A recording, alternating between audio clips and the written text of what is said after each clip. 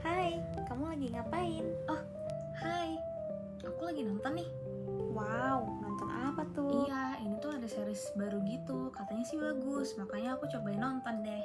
Wih, emang kamu nonton di mana? Ini aku nontonnya di... Ih, hati-hati loh, kamu bisa melanggar IPR di bidang hak cipta. Loh, emang iya? Kenapa bisa melanggar? Iya, kamu bisa melanggar itu karena sebelum aku lanjutin, mending kenalan dulu gak sih? Halo semuanya, kenalin, aku Gabriela Bernardus, bisa juga dipanggil Gaby. Kali ini aku bakal jelasin ke kalian tentang kasus pelanggaran IPR di bidang hak merek dan juga hak cipta. Gak cuma penjelasannya yang bakal aku kasih ke kalian, aku juga bakal kasih contoh kasus beserta dasar hukum tentang kasus pelanggaran tersebut.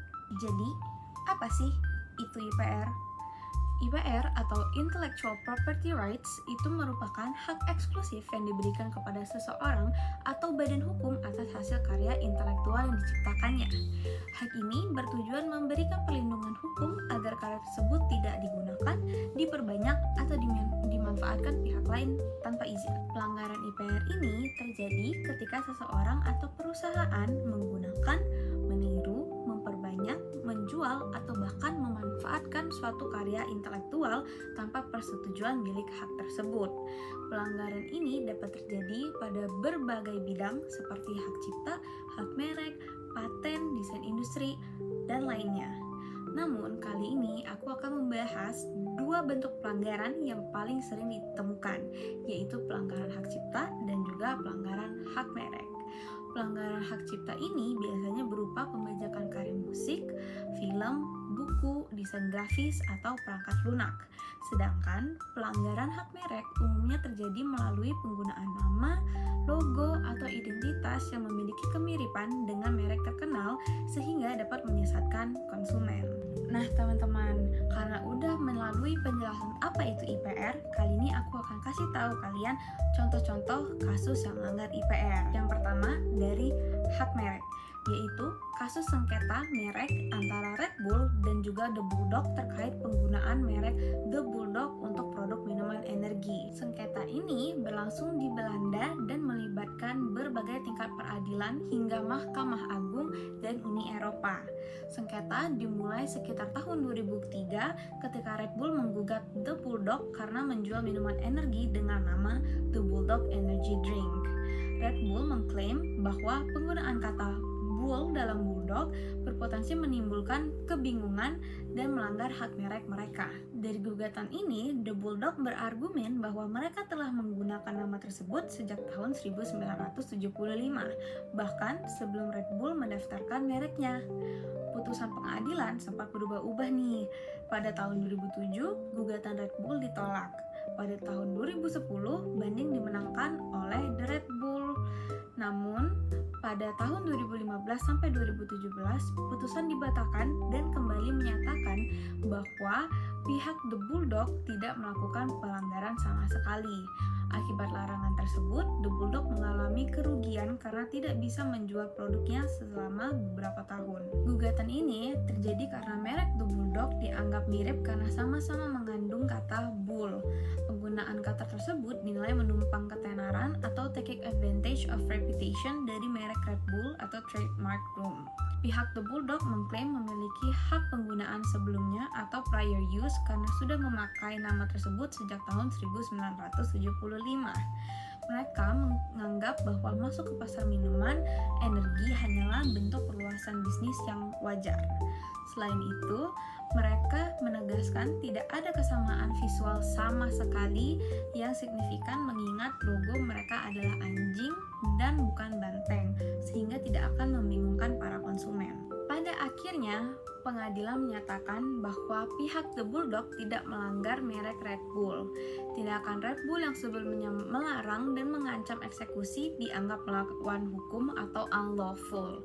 Red Bull bertanggung jawab atas kerugian atau juga ganti rugi yang dialami The Bulldog karena laporan tersebut. Kasus ini menunjukkan bahwa perlindungan merek tidak hanya bergantung pada tingkat popularitas suatu merek, tetapi juga mempertimbangkan faktor penggunaan sebelumnya atau prior use, itikat baik, serta kemungkinan terjadinya kebingungan konsumen. Perusahaan yang memiliki merek terkenal tetap harus membuktikan bahwa penggunaan merek lain benar-benar merugikan atau menimbulkan kesalahpahaman di masyarakat. Nah, dasar hukum hak merek di Indonesia diatur dalam Undang-Undang Nomor 20 Tahun 2016 tentang merek dan indikasi geografis. Beberapa ketentuan pentingnya antara lain Pasal 1 menjelaskan pengertian merek sebagai tanda yang ditampilkan secara grafis untuk membedakan barang atau jasa. Pasal 21 mengatur penolakan pendaftaran merek yang memiliki persamaan dengan merek yang telah terdaftar. Lalu yang terakhir, pasal 83 memberikan hak kepada pemilik merek terdaftar untuk menggugat pihak yang menggunakan mereknya tanpa izin. Nah, karena kita udah ngebahas hak merek, gimana kalau kita lanjutin hak yang ini? Di awal video, aku ada jelasin tentang pelanggaran hak cipta. Tapi, apa sih hubungannya hak cipta sama nonton film atau series? Jadi, hubungan antara hak cipta dan juga nonton film atau series itu masuk ke contoh kasus hak cipta yang mau aku jelasin ke kalian. Contoh kasus yang aku maksud itu adalah pembajakan film secara digital.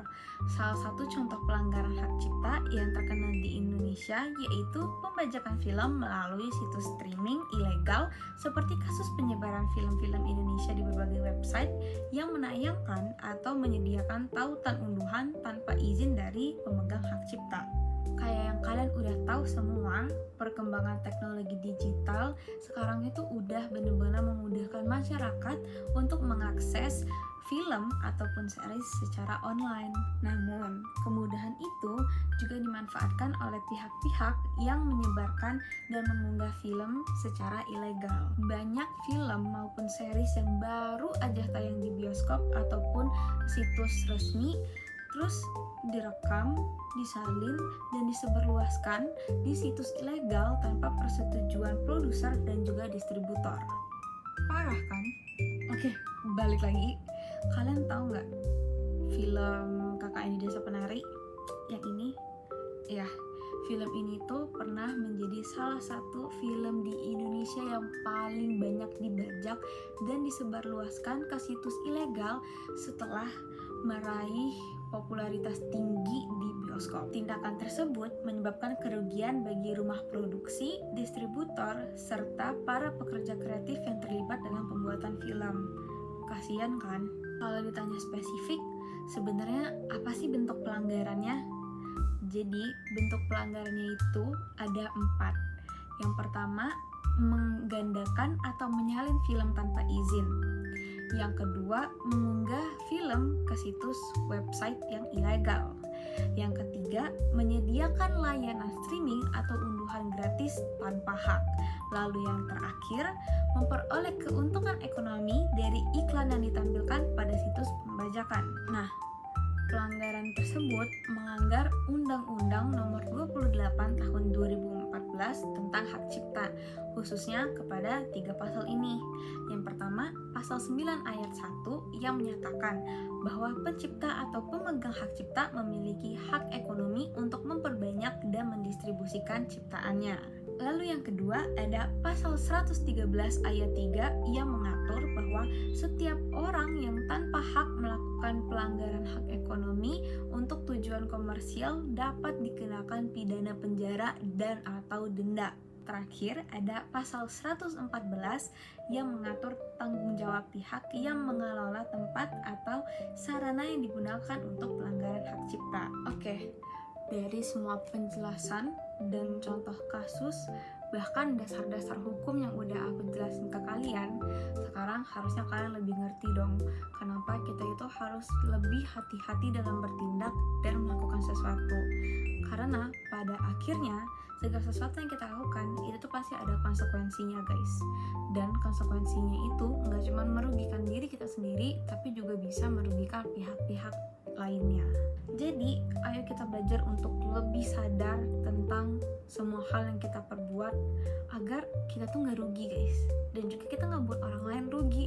Karena masa kalian mau sih melanggar semua hak yang ada di dunia ini? No ya, nggak boleh ya adek. No. jadi lupa satu. Dari penjelasan ini, kita tuh jadi diingatkan juga betapa pentingnya hak intelektual atau IPR dalam melindungi hasil kreativitas dan juga identitas sebuah produk ataupun karya. Oke, segitu aja dari aku. Terima kasih.